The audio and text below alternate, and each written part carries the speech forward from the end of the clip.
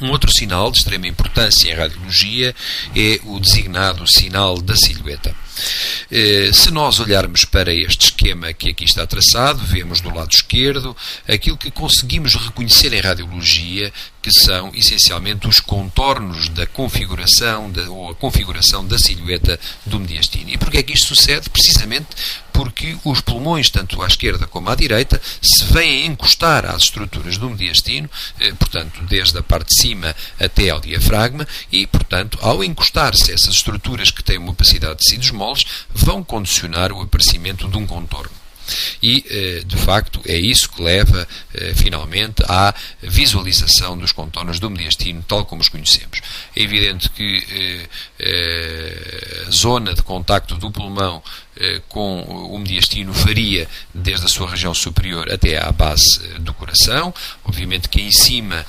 no mediastino superior, por exemplo, do lado direito, muitas vezes é a parede lateral da direita da traqueia que se encosta ao pulmão, enquanto, por exemplo, na base pulmonar direita, o que está encostado do lado interno imediatamente ao pulmão serão as cavidades cardíacas e, concretamente, portanto, a aurícula direita. Claro que não será a aurícula direita exatamente per si, será, obviamente, o pericárdio, mas, portanto, é para dar um exemplo das diferentes estruturas que acabam por compor o contorno mediastínico. O que se designa radiologicamente, então, por sinal da silhueta, não é mais do que o apagamento do contorno de uma estrutura que deixou de contactar, como devia, com o pulmão normalmente arejado, nomeadamente porque o pulmão perdeu a sua hipertransparência normal por um qualquer processo patológico. Portanto, nessa situação, dizemos que estamos perante um sinal da silhueta.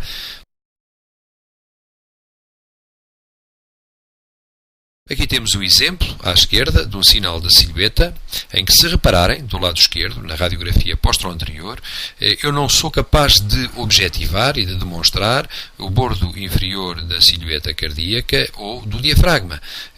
sendo que existe aqui, como classificamos atrás do ponto de vista semiológico, uma opacidade em toalha. Portanto, que faz, neste caso, sinal da silhueta com o contorno cardíaco inferior e com a cúpula diafragmática esquerda. Se olharmos para a radiografia de perfil, vemos que a transparência radiológica não é maior a nível da base, da região posterior da base, como seria de esperar,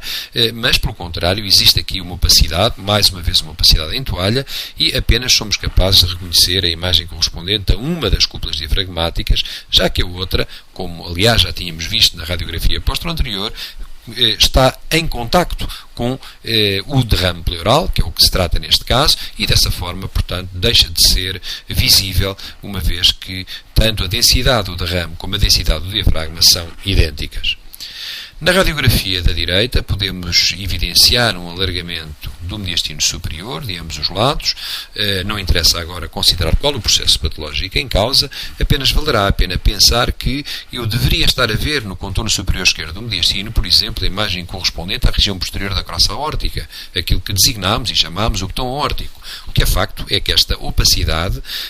leva a que eu deixe de reconhecer a imagem correspondente ao botão aórtico. Por aqui posso imediatamente inferir qual a sua localização. Tem que ter uma localização posterior, pois eu sei que é posteriormente que o botão aórtico contacta de facto com o pulmão arejado. Portanto, mais um exemplo de um sinal da silhueta, aqui um sinal da silhueta localizado em relação à crosta aórtica.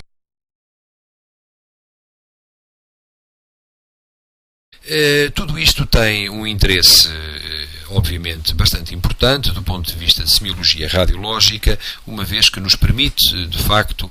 conhecer exatamente a localização anatómica precisa das alterações que vamos encontrando. Para isso bastará também recordar um pouco o que se faz neste diapositivo, a segmentação pulmonar, a divisão do lobo superior, a divisão do pulmão direito em lobo superior, lobo médio e lobo inferior, divididos, respectivamente, pela cisura oblíqua e pela cisura horizontal, e depois o lobo superior ainda subdividido no seu segmento apical, posterior e anterior, o lobo médio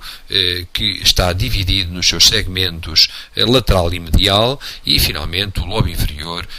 dividido nos seus segmentos apical, na pirâmide basal, com os seus segmentos anterobasal, posterobasal e laterobasal. À esquerda, como é sabido, anatomicamente não existe, em geral, a pequena imagem correspondente, ou não existe a pequena cisura, o que leva que o lobo superior esteja, essencialmente, o lobo superior e a língua estejam à frente da grande cisura e, portanto, para trás da grande cisura ou da cisura oblíqua está localizado o lobo inferior. O lobo superior esquerdo tem uma subdivisão segmentar um pouco diferente, uma vez que se divide essencialmente no segmento apico-posterior e no segmento anterior, enquanto a língua aqui se divide essencialmente nos seus segmentos superior e inferior. Já o lobo inferior tem uma divisão segmentar semelhante à do lobo direito.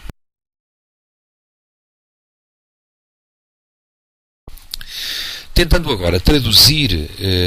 a expressão radiográfica da localização destes segmentos pulmonares,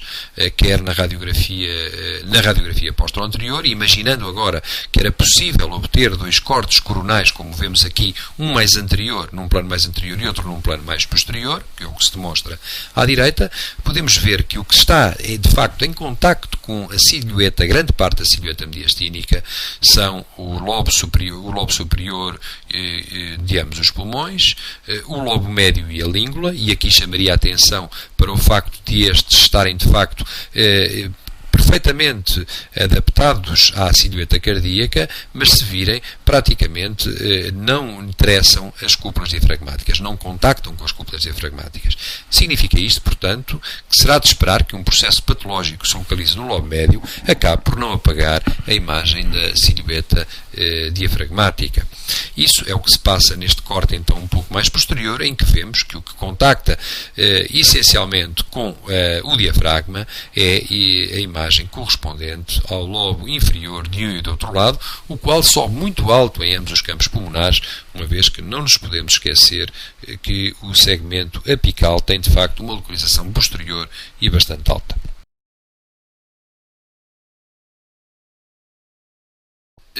Tentando agora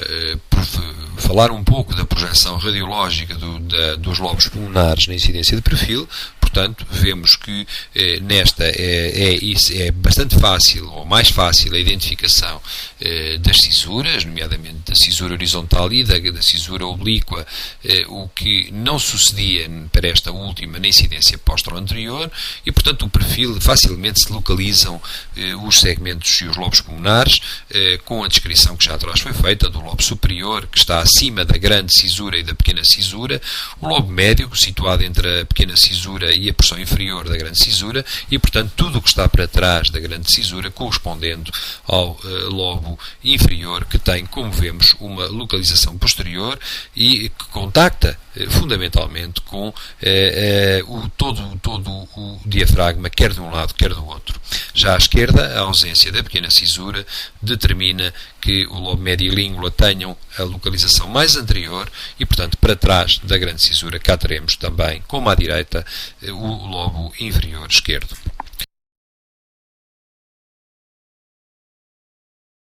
Claro que nas radiografias e em situações normais nem sempre as cisuras são identificadas. Como já afirmei, a grande cisura deverá ser procurada sempre na radiografia de perfil. A pequena cisura pode ser procurada tanto na radiografia postero-anterior como na radiografia de perfil. A vermelho estão aqui traçadas essencialmente as suas zonas teóricas de projeção.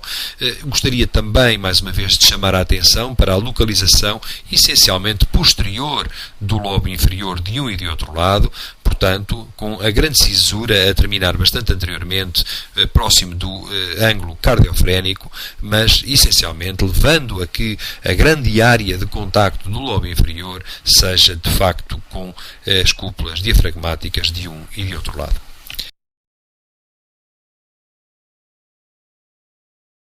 Passando agora, e depois desta revisão da anatomia segmentar pulmonar, passando agora a analisar o sinal da silhueta, podemos então observar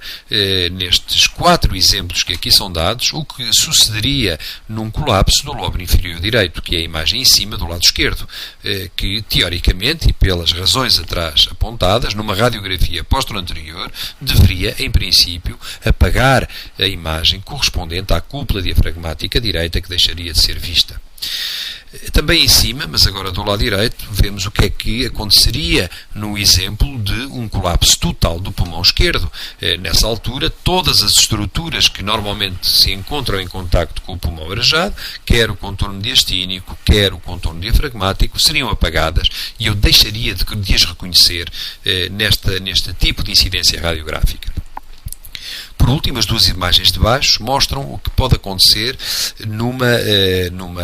colapso ou numa consolidação do lobo médio, em que, efetivamente, o que vai ser apagado na radiografia posterior é o contorno cardíaco inferior do lado direito, conforme se pode observar, mas a cúpula diafragmática, a imagem da cúpula,